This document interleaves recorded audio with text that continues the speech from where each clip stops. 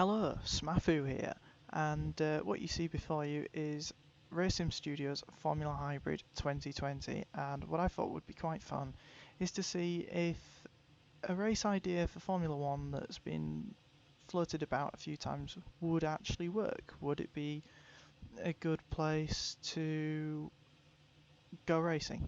And I decided the best way to test that out is to take a Formula 1 car and go driving. So that's what we're going to do. Purely a baseline setup, and yeah, let's jump right in. So yep, Kyalami, South Africa is designated by that hot air balloon up there. We'll just leave it on balance low delivery for the outlap. Brilliant track for GT3 cars. Absolutely brilliant fun. Hosts the annual Intercontinental GT Challenge Kyalami 9 hours. But F1's not been here at this configuration of the track. And as a World Championship, it seems quite strange there's no African venue on the calendar. And I can certainly think of several tracks I would be more than willing to sacrifice for Kyalami to get a chance. Hopefully future Smafu will put in a clip of certain ones we all want rid of.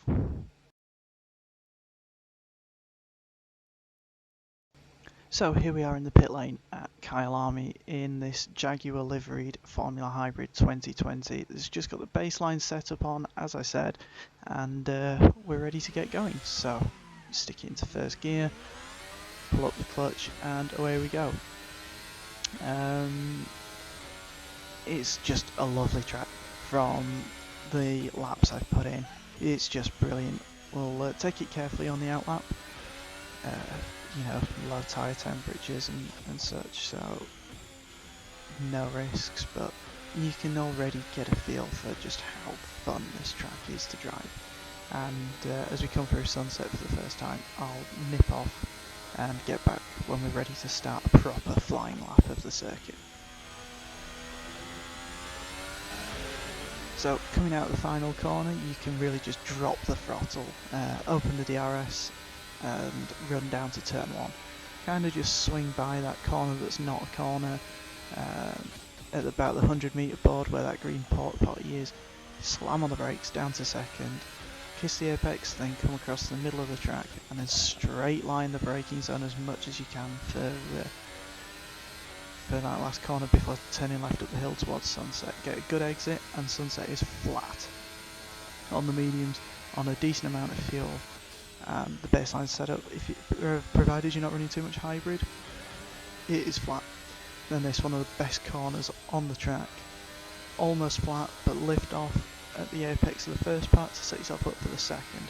Blind corner, you want to brake before you can even see where the track's going over the crest. Get it slowed down and head back down the hill towards one of the best sections on the track. This next corner up here is just brilliant, even though I screw it up here, completely miss my braking zone, and that's part of the challenge of this track. The corners are just brilliant. The kink and then even the final corner, which is just a hairpin, but it allows you to set up nicely for this, run down the start finish straight. And got a bit greedy here. We'll think, I can get it up into 8th. There goes my braking point, and I braked about 50 metres too late. So let's try this again, shall we? Coming around to start another lap. And this just shows exactly why I enjoy this track and why I think it would be a good track for Formula 1 to go to. The sort of changes in elevation, it's exciting to watch the off-board footage. It's fast, exciting corners, but there's a good mix of slow ones as well to provide overtaking opportunities. Well, it wouldn't be great in these modern cars.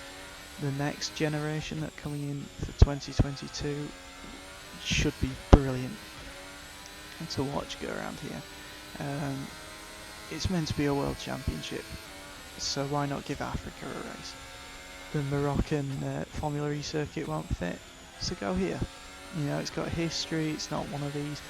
We'll look at oil tycoons built this rubbish circuit in the middle of the desert that no one likes, and we're going there because they'll spend billions of pounds on us, but we'll, you know, it's a proper track with some heritage. I get it's changed a lot since Formula 1 was last here, but that doesn't really matter to me.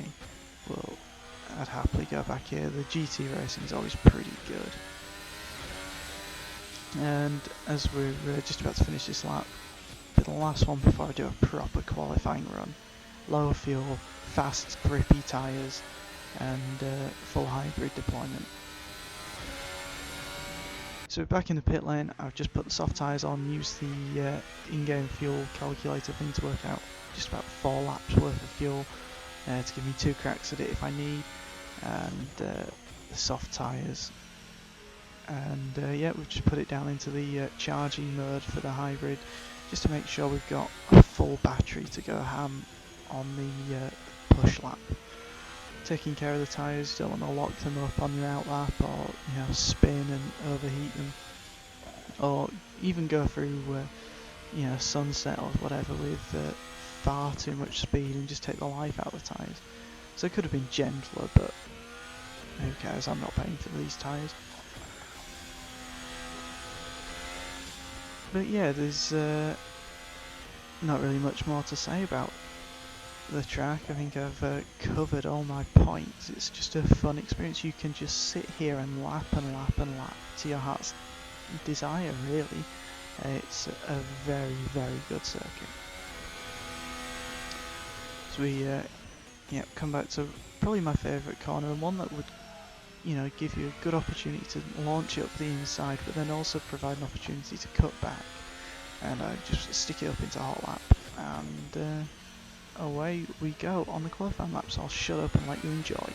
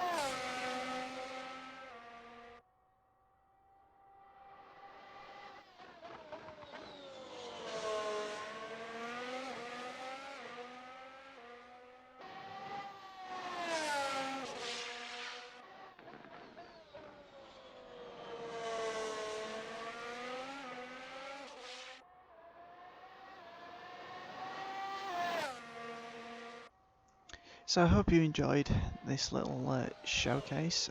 Feel free to leave in the comments any suggestions of a future combination you'd like to see me try with this car. There's plenty of tracks people on Facebook suggest that, Facebook and Twitter, that Formula One should go back to, that probably wouldn't work. Brands Hatch, for example, but it's always fun to give them a try. I'll leave the links to these in the description, and all that's left to say really after that is thank you for watching, like and subscribe for more, and yeah, enjoy the rest of your day. Thank you very much for watching.